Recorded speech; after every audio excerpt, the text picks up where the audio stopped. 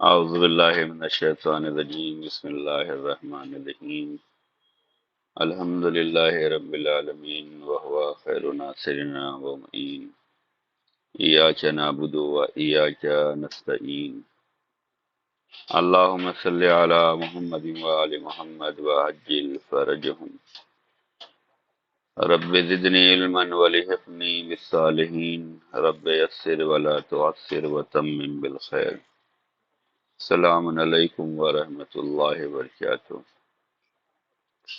آج زہرہ کلاس سال اول مرحلہ ثانیہ میں درس تاریخ ائمہ معصومین علیہ السلام کا تیسرا درس ہے، جس میں حضرت علی علیہ السلام کے بارے میں پڑھا جائے گا۔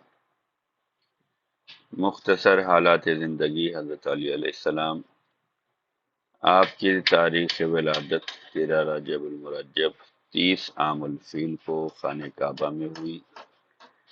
یہ شرف صرف اور صرف آپ کو ملا، آپ کے علاوہ کوئی بھی خانہ کعبہ میں نہیں پیدا ہوا۔ خانہ کعبہ میں پیدا ہونے والی ذات فقط اور فقط حضرت علی بن ابی طالب علیہ السلام ہے، اور دنیا میں یہ شرف فقط حضرت ابو طالب علیہ السلام کو ملا کہ ان کی اولاد خانہ کعبہ میں پیدا ہوئی، یا یہ کہا جائے کہ رسول اللہ صلی اللہ علیہ وسلم کو یہ شرف ملا کہ ان کے بھائی کی ولادت جو ہے خانہ کعبہ میں ہوئی۔ باقی دنیا میں کوئی ایسا نہیں ہے جس کی ولادت خانہ کعبہ میں ہوئی، صرف اور صرف حضرت علی علیہ السلام کی ولادت جو ہے خانہ کعبہ میں ہوئی ہے۔ آپ سید الوسین ہیں اور امیر المومنین ہیں اور امام المتقین کے ساتھ ساتھ جانشین رسول و پہلے امام ہیں۔ آپ کے والد بزرگوار حضرت ابو طالب علیہ السلام اور والدہ گرامی جناب فاطمہ بنت اسد ہیں۔ حضرت علی علیہ السلام ہاشمی خاندان کے وہ پہلے فرزند ہیں جن کے والد اور والدہ دونوں ہاشمی ہیں۔ آپ کے والد ابو طالب بن عبد المطلب بن ہاشم ہیں اور ماں فاطمہ بنت اسد بنت ہاشم ہیں۔ ہاشمی خاندان قبیلہ قریش میں اور قریش تمام عربوں میں اخلاقی فضائل کے لحاظ سے مشہور اور معروف تھے۔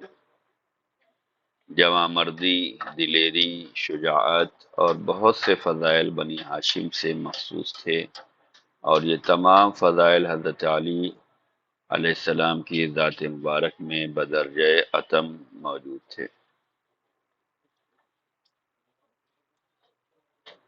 تو یہاں پر جو ہے پہلا سوال یہ ہوتا ہے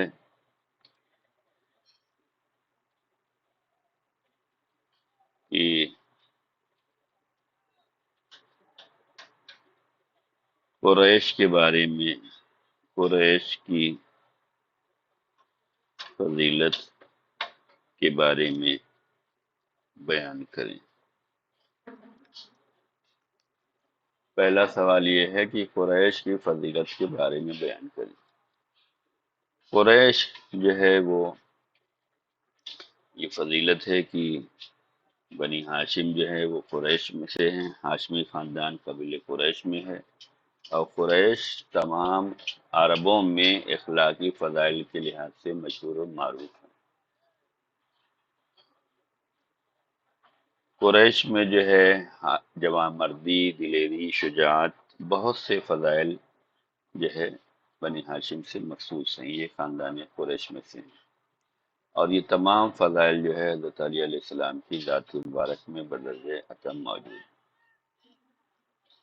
آپ کی 63 سالہ زندگی میں یہ ملتا ہے کہ آپ نے اپنی پوری زندگی نبوت اور رسالت کی نصرت و حمایت اور حفاظت میں گزاری ہے، یعنی کہ مولا علی علیہ السلام کی جو 63 سالہ زندگی ہے، اس 63 سالہ زندگی میں آپ نے پوری زندگی نبوت اور رسالت کی نصرت و مدد اور حمایت اور حفاظت میں گزاری ہے۔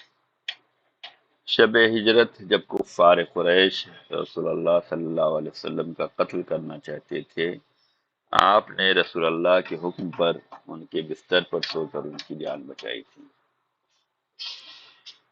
آپ کی شہادت 21 رمضان مبارک 40 ہجری کو عبد الرحمن ابن ملجم کی زہر آلود ضربت کے سبب ہوئی، جو حالت نماز میں مسجد کوفہ میں ہوئی تھی۔ تو یہاں پر دوسرا سوال یہ ہے کہ حضرت علی علیہ السلام کی ولادت اور شہادت کے بارے میں بیان کریں۔ آپ کی ولادت جو ہے وہ 13 رجب کو خانہ کعبہ میں ہوئی، جو مکے میں ہے۔ یہ شرف فقط و فقط آپ کو ملا ہے، آپ کے علاوہ کوئی خانہ کعبہ میں پیدا نہیں ہوا۔ اور آپ کی شہادت جو ہے وہ 21 رمضان مبارک کو ہوئی ہے 40 ہجری میں، جس کو عبد الرحمن بن ملجم نے زہر آلود تلوار کے ذریعے سے شہادت آپ کی ہوئی ہے، حالت نماز میں مسجد کوفہ میں ہوئی۔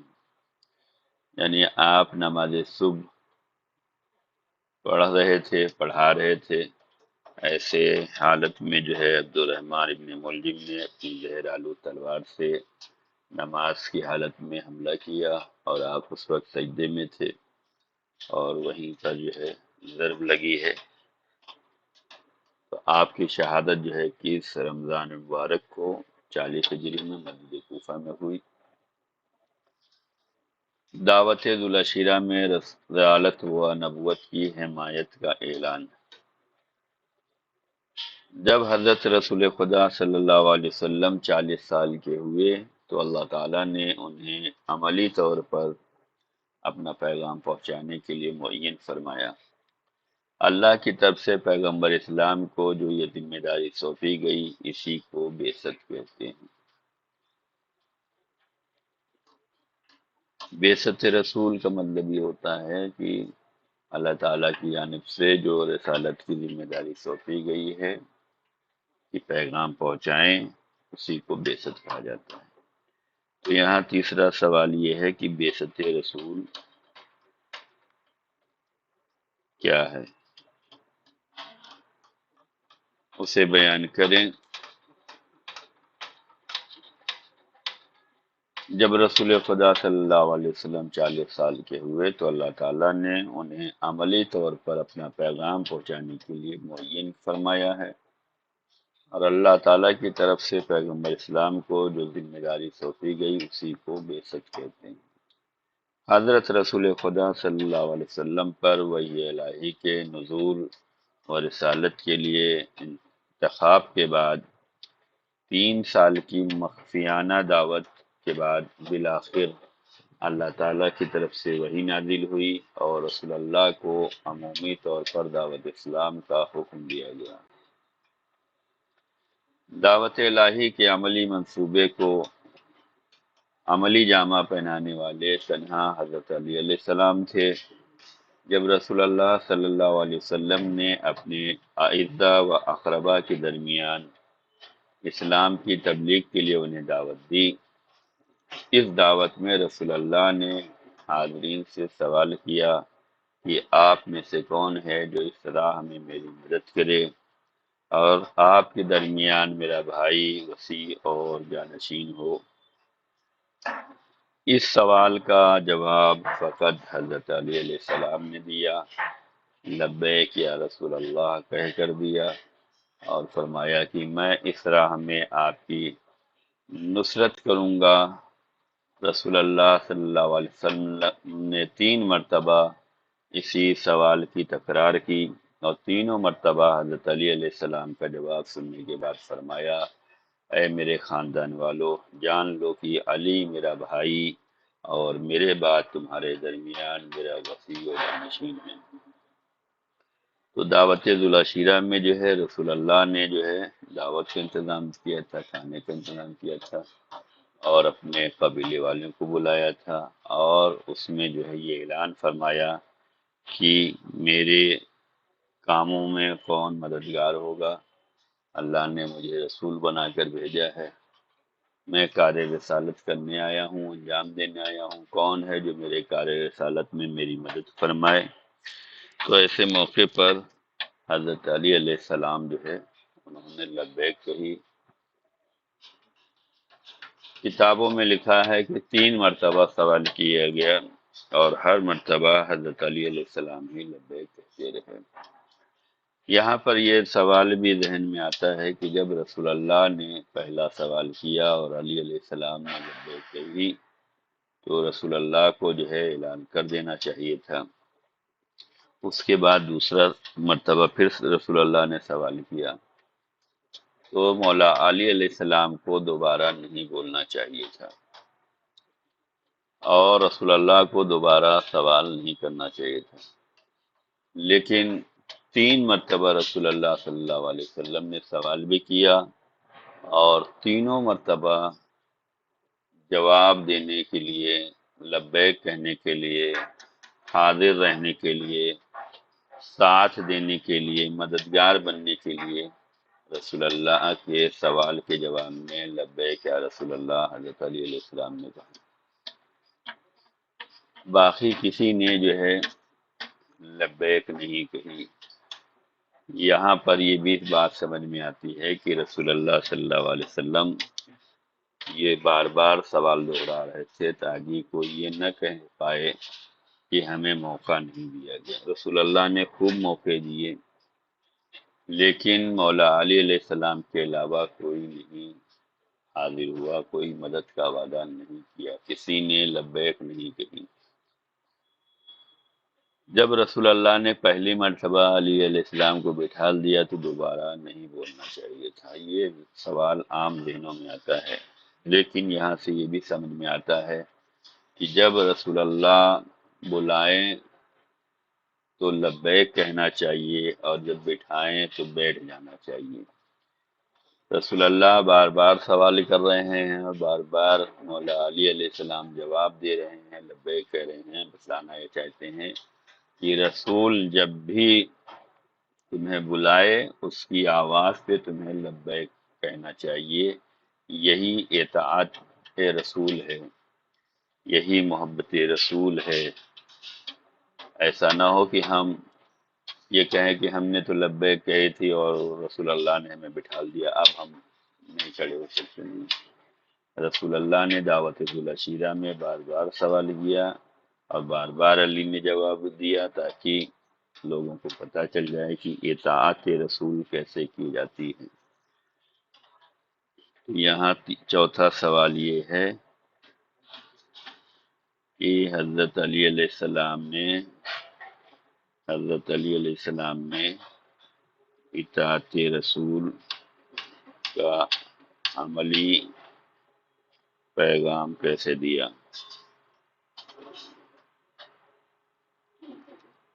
حضرت علی علیہ السلام نے اطاعت رسول کا عملی پیغام اس طریقے سے دیا کہ جب رسول اللہ نے دعوت ذوالعشیرہ میں پوچھا کہ کار رسالت میں کون مددگار ہوگا، تو لبیک یا رسول اللہ کہہ کر حضرت علی علیہ السلام نے جو ہے بتلایا کہ ہم آپ کی اطاعت کرتے ہیں، آپ جیسا کہیں گے ہم ایسا کریں گے، ہم نصرت کا وعدہ کرتے ہیں۔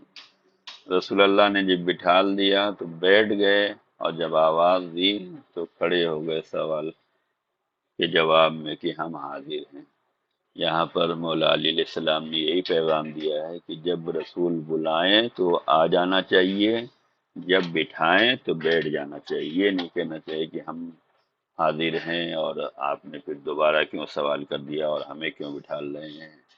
نہیں، جیسا موقع ہے کہ رسول بلائیں گے تو حاضر ہونا پڑے گا، رسول بٹھائیں گے تو بیٹھ جانا پڑے گا۔ یہی اطاعت خدا رسول ہے، یعنی جو رسول اللہ چاہ رہے ہیں اسے انجام دینا چاہیے، اور جو رسول اللہ نہیں چاہ رہے ہیں اس کو چھوڑ دینا چاہیے۔ تو یہ دعوت ذوالعشیرہ تھا، جہاں پر رسول اللہ صلی اللہ علیہ وسلم نے جو ہے اعلان کیا تھا، اپنی بعثت کا اعلان کیا ہے، اپنے لیے نصرت کا اعلان کیا، کون ناصر ہوگا، کون مددگار ہو سکتا ہے۔ تو یہاں پر پانچواں سوال یہ ہے کہ دعوت ذوالعشیرہ کے بارے میں مختصر بیان کریں۔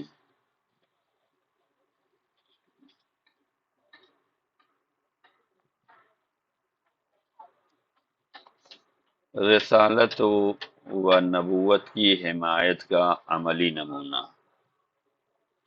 اعلان رسالت کے بعد مکے کا ہر آدمی رسول اللہ صلی اللہ علیہ وسلم کا دشمن نظر آنے لگا۔ وہی لوگ جو کل تک آپ کی سچائی اور امانت داری کا دم بھرتے تھے، آج آپ کو معاذ اللہ دیوانہ، جادوگر اور نہ جانے کیا کیا کہنے لگے۔ رسول اللہ کے راستوں میں کانٹے بچھا دیے جاتے، انہیں پتھر مارے جاتے، ان کے سر پر کوڑا کرکٹ پھینکا جاتا تھا۔ اس مصیبت کے وقت میں رسول اللہ کے ساتھ حضرت علی علیہ السلام تھے، جو بھائی کا ساتھ دینے میں کبھی بھی ہمت نہیں ہارتے تھے۔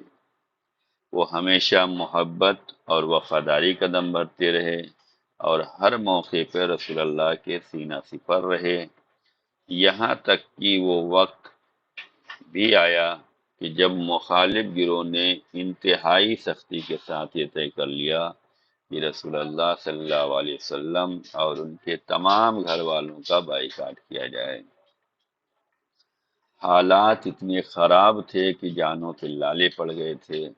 حضرت ابو طالب علیہ السلام نے اپنے تمام ساتھیوں کو حضرت رسول خدا صلی اللہ علیہ وسلم سمیت ایک پہاڑ کے دامن میں محفوظ قلعے میں بند کر دیا۔ اسی کو شعیب ابی طالب کہا جاتا ہے۔ وہاں پر 3 سال تک قید و بند کی زندگی بسر کرنی پڑی، کیونکہ اس دوران ہر رات یہ خطرہ رہتا تھا کہ کہیں دشمن شب خون نہ مارے۔ شب خون کا مطلب ہوتا ہے کہ رات کی تاریکی میں حملہ کرنا۔ تو ہر وقت یہ خطرہ رہتا تھا کہ کہیں دشمن شب خون نہ مارے۔ اس لیے حضرت ابو طالب علیہ السلام نے یہ طریقہ اختیار کیا تھا کہ وہ رات بھر رسول اللہ کو ایک بستر پر نہیں سونے دیتے تھے، بلکہ کبھی رسول کے بستر پر علی کو اور علی کے بستر پر رسول کو لٹاتے تھے۔ مطلب یہ تھا کہ اگر دشمن رسول خدا کے بستر کا پتہ لگا کر حملہ کرنا چاہے تو میرا بیٹا قتل ہو جائے، مگر رسول اللہ کا بال بھی کا نہ ہونے پائے، یعنی رسول اللہ کی جان بچ جائے۔ اس طرح حضرت علی علیہ السلام بچپن ہی سے فداکاری اور جانثاری کے سبق کو عملی طور پر دہراتے رہے۔ تو اس واقعے میں یہ بیان کیا گیا ہے کہ رسول اللہ نے جب دعوت ذوالعشیرہ کا اہتمام کیا اور اعلان رسالت کیا تو کفار اور مشرکین جو کل تک رسول اللہ کا کلمہ پڑھتے تھے کہ آپ سے زیادہ سچا کوئی نہیں ہے، آپ سے زیادہ امانت دار کوئی نہیں ہے، جو تعریف کیا کرتے تھے، جو مدح و ثنا کیا کرتے تھے، وہی لوگ آج دشمن ہو گئے، اور دشمنی یہاں تک ہو گئی کہ رسول اللہ کی جان کے دشمن ہو گئے۔ دیوانہ کہنے لگے، جادوگر کہنے لگے، راہ میں کانٹے بچھانے لگے، غلاظتیں جو ہے رسول اللہ کے اوپر گندگی کوڑا کرکٹ ڈالنے لگے۔ یہ دشمنی ہے۔ اور یہاں تک نوبت آ گئی کہ حضرت ابو طالب علیہ السلام سمیت جو ہے ان لوگوں کا بائیکاٹ کیا گیا کہ کوئی ان سے رابطہ نہ رکھے، کوئی ان سے معاملہ نہ رکھے، کوئی ان سے ملاقات نہ کرے، کوئی ان سے لین دین نہ کرے۔ اور رسول اللہ کی حفاظت کے لیے جو ہے ابو طالب علیہ السلام اپنے خاندان سمیت 3 سال تک پہاڑ کے دامن میں چلے گئے، جس کو شعب ابی طالب کہا جاتا ہے۔ وہاں محفوظ جگہ بنائی تھی تاکہ دشمن جو ہے رات کو شب خون نہ مار سکے، رات کو حملہ نہ کر سکے۔ اور وہاں پر بھی رسول اللہ کی حفاظت کے لیے جناب ابو طالب یہ کرتے تھے کہ رات کی تاریکی میں حضرت علی کی جگہ پہ رسول اللہ کو سلاتے تھے، رسول اللہ کی جگہ پر حضرت علی کو سلاتے تھے، تاکہ اگر رات کی تاریکی میں حملہ ہو دشمنوں کا تو رسول اللہ کی جان بچ جائے۔ یہ بہترین درس تھا رسول اللہ کی پر جو ہے جانثاری کا اور رسول اللہ پر فداکاری کا۔ تو یہاں پر چھٹا سوال یہ ہے کہ شعیب ابی طالب کسے کہتے ہیں؟ شعیب ابی طالب کسے کہتے ہیں اور یہ لوگ کتنے سال محاصرے میں رہے؟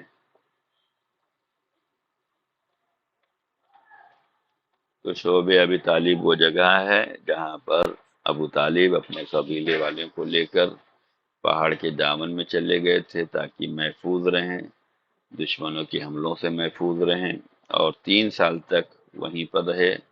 اور اس لیے رہے کہ کفار و مشرکین نے آپ سب کا بائیکاٹ کیا تھا، اور بائیکاٹ اس لیے کیا تھا کہ آپ نے دین کا پیغام پہنچانا شروع کر دیا تھا، آپ نے دین کی تبلیغ کا کام شروع کر دیا تھا۔ تو یہ شروع سے دیکھنے میں نظر آ رہا ہے کہ جو لوگ دین کا پیغام پہنچاتے ہیں، دین کی خدمت کرتے ہیں، دین کی نصرت کرتے ہیں، جو تبلیغ دین کرتے ہیں، زمانہ ان کے خلاف رہتا ہے۔ لیکن جو نصرت کرنے والے ہیں، جو دین کا پیغام پہنچانے والے ہیں، وہ ثابت قدم رہتے ہیں اور ہر طرح سے مقابلہ کرتے ہیں۔ جیسے رسول اللہ نے جب دعوت اسلام دی، تبلیغ دین کیا، تو کفار و مشرکین دشمن ہو گئے، نازیبہ کلمات ادا کرنے لگے، شان اقدس رسالت میں راستوں میں رکاوٹ پیدا کرنے لگے، بائیکاٹ کر دیا۔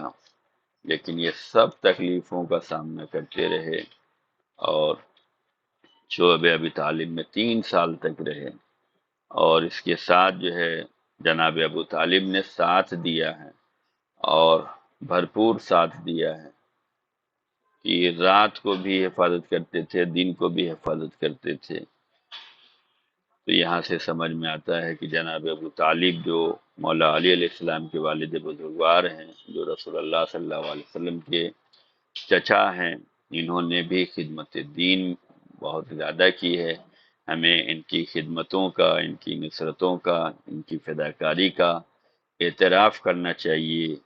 یہ ایمان جناب ابو طالب تھا کہ انہوں نے رسول اللہ کو رسول سمجھا ہے اور رسول اللہ کی حفاظت کی ہے، نہ یہ کہ فقط اپنے بھتیجے کی، بلکہ رسول کی حفاظت کی ہے۔ اور ان کے کی حفاظت کا مطلب یہ ہے کہ دین کی حفاظت کی ہے، دین کا پیغام آگے بڑھایا، دین کی خدمت کی ہے۔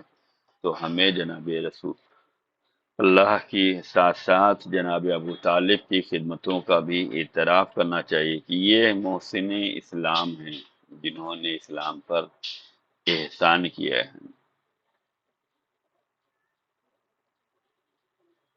شب ہجرت رسول اللہ کے بستر پر مولا علی علیہ السلام سوئے۔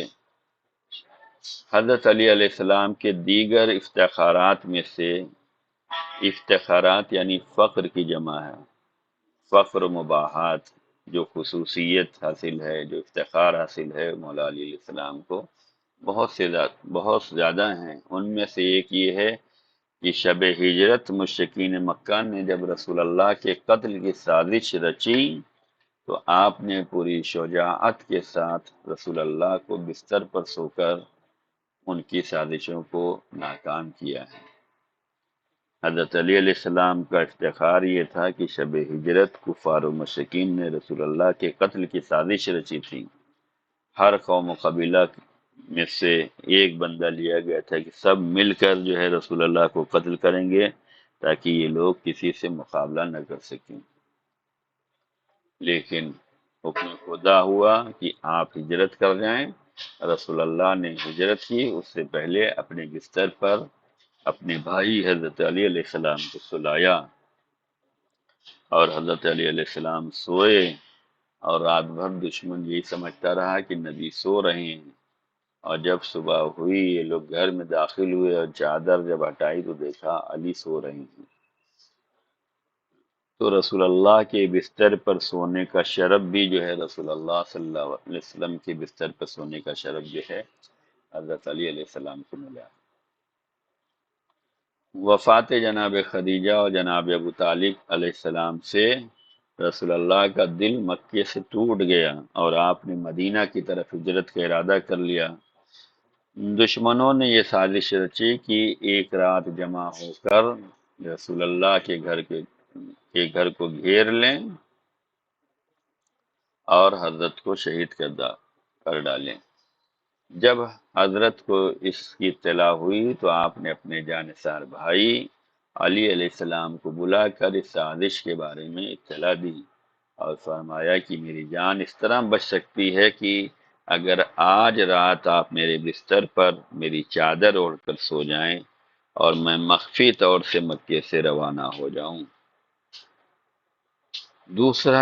کوئی دوسرا ہوتا تو یہ پیغام سنتے ہی اس کا دل دہل جاتا، مگر حضرت علی علیہ السلام نے یہ سن کر کہ میرے ذریعے سے رسول اللہ کی جان کی حفاظت ہوگی، اللہ تعالیٰ کا شکر ادا کیا اور بہت خوش ہوئے کہ مجھے رسول اللہ کا فدیہ قرار دیا جا رہا ہے۔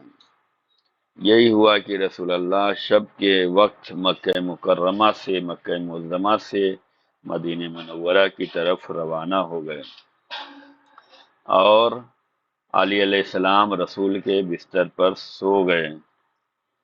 چاروں طرف خون کے پیاسے دشمن تلوار کھینچے نیزہ لیے ہوئے مکان کو گھیرے ہوئے تھے، بس اس بات کی دیر تھی کہ ذرا صبح ہو اور سب کے سب گھر میں داخل ہو کر رسول اللہ کو قتل کر دیں، شہید کر ڈالیں۔ حضرت علی علیہ السلام اطمینان کے ساتھ بستر پر آرام کرتے رہے اور اپنی جان کا ذرا بھی خیال نہ کیا، اور جب دشمنوں کو صبح کے وقت معلوم ہوا کہ محمد نہیں ہے تو انہوں نے آپ پر یہ دباؤ ڈالا کہ آپ بتلائیں کہ رسول اللہ کہاں گئے، مگر حضرت علی علیہ السلام نے بڑے بہادرانہ انداز میں یہ بتانے سے قطعی طور پر انکار کر دیا۔ اس کا نتیجہ یہ ہوا کہ رسول اللہ مکے سے کافی دور تک بغیر کسی پریشانی اور بغیر کسی رکاوٹ کے تشریف لے جا سکیں۔ علی علیہ السلام 3 روز تک مکے میں رہے۔ جن لوگوں کی امانتیں رسول اللہ کے پاس تھیں ان کے سپرد کر کے فاتح نے بیت رسالت کو لے کر اپنے ساتھ مدینے کی طرف روانہ ہو گئے۔ آپ کئی روز تک دن اور رات پیدل چل کر اس حالت میں رسول اللہ کے پاس پہنچے کہ آپ کے پیروں سے خون بہہ رہا تھا۔ اس واقعے سے ثابت ہوتا ہے کہ علی علیہ السلام پر رسول اللہ کو سب سے زیادہ اعتماد، اور جس وفاداری اور ہمت اور دلیری سے علی علیہ السلام نے ذمہ داری کو پورا کیا ہے وہ بھی اپنی آپ ایک بہترین مثال ہے۔ تو یہ شب ہجرت کا واقعہ جو ہے یہ بھی ہمیں بتاتا ہے کہ جب تک رسول اللہ صلی اللہ علیہ وسلم کے چچا اور محسن حضرت ابو طالب علیہ السلام زندہ رہے تب تک رسول پر کوئی حملہ اس طریقے سے نہیں ہوا، لیکن وفات ابو طالب کے بعد کفار و مشرکین نے مل کر جو ہے رسول اللہ کے گھر کو گھیر لیا اور آپ کو شہید کرنا چاہتے تھے۔ ایسے موقع پر رسول اللہ نے فرمایا حضرت علی علیہ السلام سے کہ آپ ہمارے بستر پہ سو جائیں اور ہم جو ہے ہجرت کر جا رہے ہیں۔ اور ایسے موقع پر بستر رسول پر سونا کہ جب کفار اور مشرکین کی تلواریں اور نیزے جو ہے اس بات کے لیے بے چین ہیں کہ وہ حملہ کر دیں، کوئی دوسرا ہوتا تو دہل جاتا اور تیار نہ ہوتا، لیکن ایسے موقع پر حضرت علی علیہ السلام نے جو ہے شکر خدا ادا کیا کہ ہمیں یہ موقع مل رہا ہے، اور انہوں نے جو ہے رسول کے بستر پر چادر رسول اوڑھ کر جو ہے بڑے سکون اور اطمینان کے ساتھ سوئے۔ اور مولا علی علیہ السلام فرماتے تھے جیسی نیند مجھے شب ہجرت آئی ہے ایسی میں زندگی میں کبھی ایسا نہیں سویا۔ کیوں؟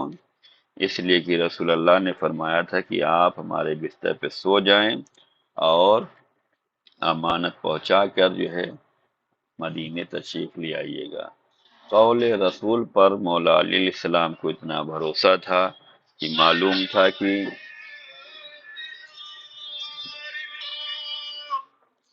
معلوم تھا کہ رسول اللہ نے اگر یہ کہا ہے کہ آپ مدینے آئیں تو کوئی دشمن ہم پر حملہ نہیں کر سکتا، دشمن ہم پر کامیاب نہیں ہو سکتا، یعنی جان علی کی حفاظت رسول اللہ نے کی کہ آپ دشمنوں کے شر سے محفوظ رہیں گے۔ تو اسی سکون اور اطمینان سے مولا علی علیہ السلام شب ہجرت بڑے سکون سے سوئے، اور اس کے بارے میں مولا علی فرماتے ہیں جس طریقے سے میں شب ہجرت سویا پوری زندگی نہیں سویا۔ تو یہاں پر ساتواں سوال یہ ہے کہ شب ہجرت کے بارے میں مختصر بیان کریں۔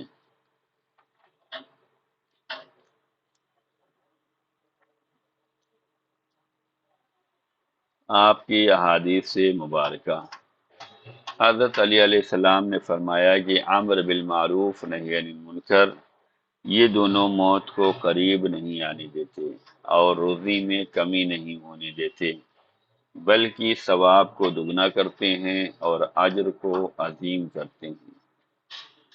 حضرت علی علیہ السلام کی حدیث امر بالمعروف و نہی عن المنکر کے بارے میں کہ یہ دونوں موت کو قریب نہیں آنے دیتے اور روزی میں کمی نہیں ہونے دیتے، بلکہ ثواب کو دگنا کرتے ہیں اور اجر کو جو ہے عظیم کرتے ہیں۔ تو ہمیں چاہیے کہ ہم امر بالمعروف اور نہی عن المنکر کو انجام دیں۔ امر بالمعروف یعنی نیکیوں کا حکم دیں، و نہی عن المنکر اور برائیوں سے لوگوں کو روکیں، یعنی اچھائیوں کا پیغام دینا چاہیے اور برائیوں سے روکنا چاہیے۔ یہ کام کرنے کا فائدہ یہ ہے کہ موت قریب نہیں آئے گی، روزی میں کمی نہیں ہوگی، بلکہ ثواب میں اضافہ ہوگا اور اجر جو ہے اس کا عظیم ہوگا۔ آپ کی دوسری حدیث یہ ہے کہ آپ نے فرمایا جہاں بیٹے کا باپ پر حق ہے وہیں باپ کا بیٹے پر بھی حق ہے۔ باپ کا بیٹے پر حق یہ ہے کہ معصیت الہی کے علاوہ ہر کام میں اس کی اطاعت کرے،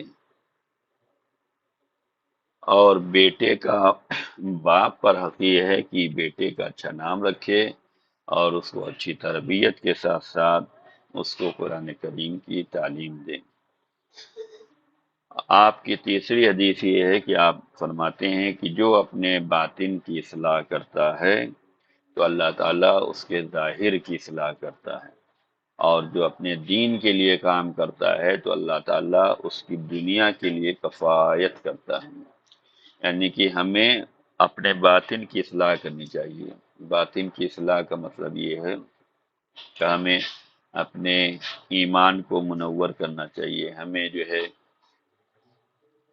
اپنا باطن یعنی ہم اچھے کام کریں، ہم حسن ظن سے کام لیں، ہماری نیت اچھی ہو، ہمارا خلوص اچھا ہو، ہمارے باطن جو ہے وہ اچھا ہونا چاہیے۔ جب انسان باطن کی فکر میں ہوتا ہے تو اللہ تعالیٰ اس کے ظاہر کو بھی اچھا کر دیتا ہے، یعنی کہ ہماری نیت اگر اچھی ہو اور ہمارا ایمان مستحکم ہو تو اللہ تعالیٰ ہمارے لیے ظاہر کو بھی اچھا کر دے گا، اور جو دین کے لیے کام کرتا ہے تو اللہ اس کی دنیا کے لیے کفالت کر لیتا ہے۔ اگر ہم نے اپنے باطن کی اصلاح کر لے کہ نیت ہماری اچھی ہو، جذبہ ایمانی ہو، دین کی خدمت کا حوصلہ ہو، دین کے لیے کام کرنے کا حوصلہ ہو، اور دین کے لیے کام ہم کر رہے ہیں تو اللہ تعالیٰ ہمارے ظاہر کو بھی اچھا کرتا ہے اور ہمارے لیے ہماری دنیا کو بھی اچھا کرتا ہے۔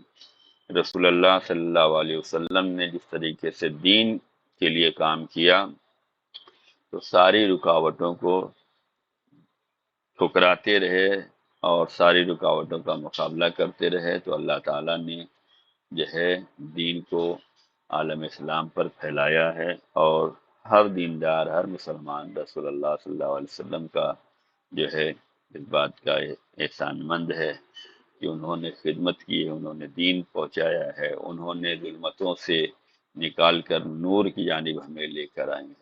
دین کے لیے اگر ہم کام کرنا شروع کر دیں تو اللہ تعالیٰ ہمارے دنیا کی تمام مشکلات کو جو ہے ہم سے دور کر دیتا ہے۔ حضرت علی علیہ السلام کی چوتھی حدیث کی آپ فرماتے ہیں کہ انسان کو ایمان کا مزہ اس وقت تک نہیں مل سکتا جب تک وہ جھوٹ کو ترک نہ کر دے، حقیقی طور سے بھی اور مزاحی طور سے بھی۔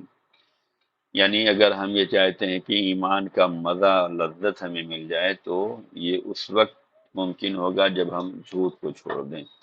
جھوٹ جو ہے بہت بڑا گناہ ہے جس کو گناہ کبیرہ میں شمار کیا گیا ہے۔